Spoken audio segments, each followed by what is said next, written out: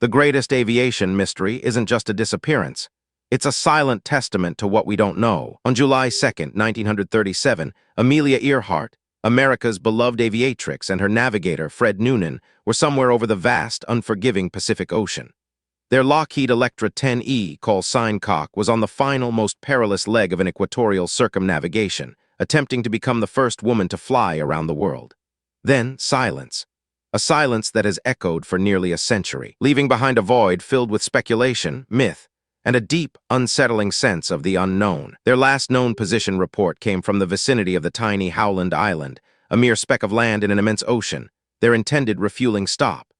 The Coast Guard cutter Itasca, stationed off Howland, waited. It listened. It sent out radio beacons, but the signals from the Electra grew weaker, more garbled, then ceased altogether. The world held its breath, then collectively mourned, but the true story of their final moments remained shrouded in mystery. The official verdict for decades was simple. They ran out of fuel and crashed into the Pacific. The crash and sink theory. It's the most straightforward explanation, certainly, fitting the harsh realities of early long-distance aviation. The distances were immense, navigation primitive by today's standards, and mechanical failures were common. But is the simplest explanation always the correct one? Or is it merely the easiest to accept? Consider the technology of the era. Radio navigation was rudimentary, relying heavily on celestial observations and dead reckoning. Whether forecasting over vast oceans was an educated guess at best. A slight miscalculation, an unexpected crosswind, or even a faulty instrument could throw a plane hundreds of miles off course, turning a challenging flight into a fatal one. The Pacific, after all, is the largest body of water on Earth. Adding to the challenge, the Electra's radio equipment itself was notoriously difficult. It wasn't designed for two-way conversations over vast distances, but primarily for direction-finding signals. Communication between the plane and the Itasca was intermittent, often one-way, and plagued by frequency issues. It painted a picture of two tiny figures, essentially blind and deaf, searching for a needle in a haystack. However, the crash and sink theory faces some uncomfortable questions. For one, if they simply ran out of fuel, why were there reports of faint, garbled distress calls for several days after the presumed crash? Witnesses on various islands, and even amateur radio operators on the U.S. mainland, reported hearing what sounded like Earhart's voice, pleading for help, giving approximate positions. These weren't isolated incidents. The International Group for Historic Aircraft Recovery, or TIGHAR, has extensively documented these post-loss radio signals. While some could be attributed to atmospheric interference or hoaxers, others were compelling, containing details only Earhart or Noonan would likely know. Could they have survived an emergency landing? This leads us to the second major theory, the land and survive hypothesis. It posits that Earhart and Noonan, low on fuel and unable to locate Howland, managed to land their Electra on another, smaller, uninhabited island. The most prominent candidate is Gardner Island, now known as Nicumaroro, a remote atoll over 350 nautical miles southeast of Howland. Nicumaroro is a fascinating place. It's an uninhabited coral atoll with a relatively flat reef shelf, potentially suitable for an emergency landing at low tide. For years, TIGHAR expeditions have scoured the island and its surrounding waters, finding tantalizing clues. These aren't smoking guns, but they weave a compelling, if circumstantial, narrative. Among the finds, fragments of what appear to be American-made cosmetics from the 1930s, pieces of a woman's shoe, and even bones. Skeletal fragments found on Nicumaroro in 1940 were initially dismissed as male, but later forensic analysis, using modern techniques, suggested they could be consistent with a woman of Earhart's stature and ethnic background. The theory suggests they landed, sent out distress calls until their battery died, and then slowly succumbed to thirst, starvation, or injuries on the desolate island. It's a grim picture, but one that accounts for the radio signals and the potential artifacts. It's a story of survival, albeit a tragic one, rather than an instantaneous plunge into the abyss. But what about the plane itself?